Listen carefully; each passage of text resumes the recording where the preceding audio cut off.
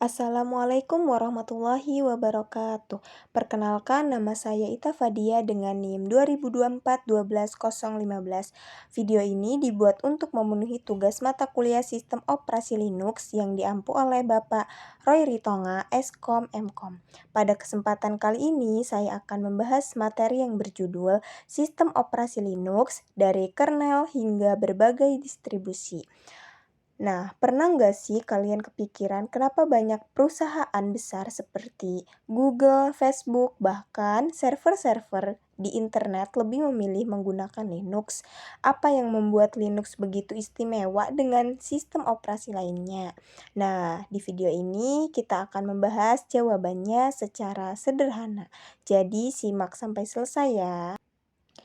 Sebelum membahas lebih jauh, kita kenalan dulu nih dengan Linux. Nah, Linux ini adalah sistem operasi yang bersifat open source, artinya kode programnya terbuka, sehingga siapapun bisa melihat, mempelajari, bahkan mengembangkannya. Linux pertama kali dibuat oleh Linus Torvalds pada tahun 1991 ketika beliau masih menjadi mahasiswa. Awalnya hanya proyek pribadi, tapi karena dikembangkan secara terbuka, akhirnya banyak programmer dari seluruh dunia ikut berkontribusi. Menurut saya inilah kekuatan Linux. Perkembangannya bukan hanya bergantung pada satu perusahaan, tetapi didukung oleh komunitas global yang berinovasi. Perbedaan antara open source versus free software. Banyak orang mengira open source dan free software itu sama, padahal sebenarnya berbeda. Open source lebih menekankan keterbukaan kode sumber agar siapa saja bisa ikut mengembangkan software, sedangkan free software lebih menekankan kebebasan pengguna, misalnya bebas menjalankan, mempelajari, memodifikasi, dan membagi software tersebut. Jadi, kalau disimpulkan, open source fokus pada cara pengembangannya, sedangkan free software fokus pada hak dan kebebasan penggunanya. Nah, sekarang kita sudah masuk ke sejarah kernel Linux. Kernel sendiri adalah inti dari sistem operasi. Bisa dibilang kernel adalah penghubung antara perangkat keras dan perangkat lunak. Pada tahun 1991, Linus Torvalds mulai mengembangkan kernel Linux. Setahun kemudian, Linux menggunakan lisensi GPL, sehingga siapa saja bisa ikut mengembangkannya. Kemudian, pada tahun 1994, lahirlah Linux versi 1.0 yang sudah mendukung jaringan dan multitasking. Yang menarik, sekarang kernel Linux tidak hanya digunakan pada komputer, tetapi juga menjadi dasar Android, server, computing, hingga superkomputer. Selanjutnya kita masuk ke perkembangan kernel Linux. Pada tahun 1992, Linux mulai menggunakan lisensi GPL sehingga menjadi software open source. Artinya siapa saja boleh melihat, mempelajari, dan mengembangkan kode program Linux. Lalu pada tahun 1994 dirilis Linux versi 1.0, yaitu versi stabil pertama yang sudah mendukung jaringan dan multitasking. Kemudian pada tahun 1996, Linux memiliki maskot bernama Tux, yaitu seekor penguin yang sampai sekarang menjadi simbol Linux. Dan dari tahun 2000-an sampai sekarang Linux terus berkembang dan digunakan di berbagai bidang seperti server, superkomputer, perangkat IoT, layanan cloud computing, bahkan menjadi dasar sistem operasi Android. Jadi, dari perkembangannya ini kita bisa lihat bahwa Linux terus mengalami peningkatan dan masih banyak digunakan hingga saat ini. Selanjutnya kita membahas lisensi open source. Lisensi berfungsi sebagai aturan mengenai bagaimana software boleh digunakan dan dikembangkan. Beberapa lisensi yang populer antara lain GPL yang mengharuskan hasil modifikasi tetap bersifat open source, MIT license yang lebih bebas dan fleksibel sehingga banyak digunakan pengembang modern, Apache license yang memberikan perlindungan terhadap hak paten sehingga cocok untuk perusahaan besar. BSD license yang sangat sederhana dan memberikan kebebasan luas kepada pengguna.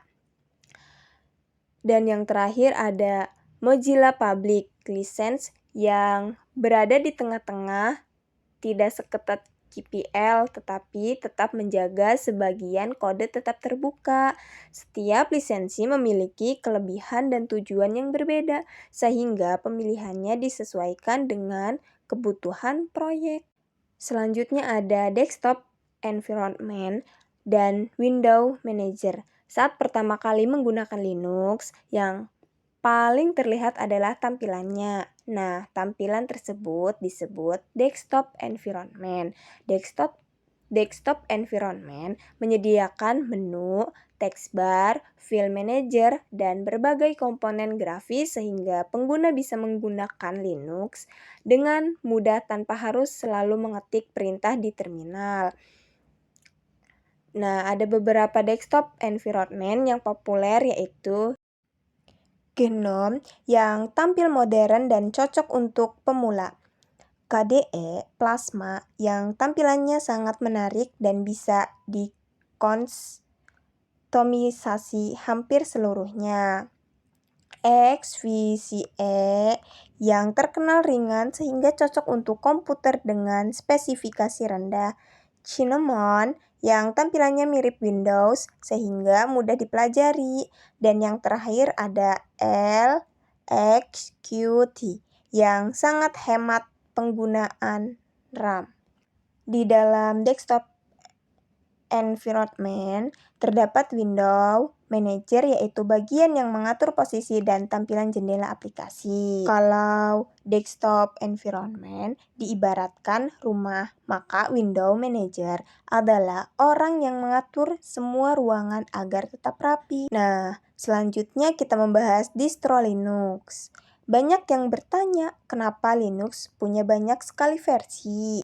Jawabannya karena Linux bersifat open source, siapapun bebas mengembangkan sistem operasi sesuai kebutuhannya. Yang perlu dipahami, semua distro tetap menggunakan kernel Linux yang sama, perbedaannya hanya pada tampilan, aplikasi bawaan, serta target penggunanya. Beberapa distro yang populer adalah Ubuntu, Debian, Fedora, Linux Mint, dan Kali Linux. Misalnya Ubuntu cocok untuk pemula, Debian terkenal stabil untuk server, sedangkan Kali Linux lebih banyak digunakan dalam bidang keamanan siber. Nah, sebagai penutup, dapat kita simpulkan bahwa Linux merupakan sistem operasi yang berkembang karena konsep open source. Linux tidak hanya menawarkan kebebasan dalam penggunaan, tetapi juga memberikan kesempatan kepada siapa saja untuk ikut mengembangkan teknologi. Keberadaan berbagai lisensi, desktop environment, hingga banyaknya distro menunjukkan bahwa Linux sangat fleksibel dan dapat digunakan untuk berbagai kebutuhan, mulai dari pengguna biasa hingga perusahaan besar. Nah, menurut saya inilah alasan mengapa Linux tetap menjadi salah satu sistem operasi yang paling banyak digunakan hingga saat ini. Nah, demikian presentasi yang dapat saya sampaikan. Terima kasih atas perhatian teman-teman yang sudah menyimak sampai akhir. Semoga materi ini dapat menambah wawasan kita tentang sistem operasi Linux. Terima kasih dan sampai jumpa.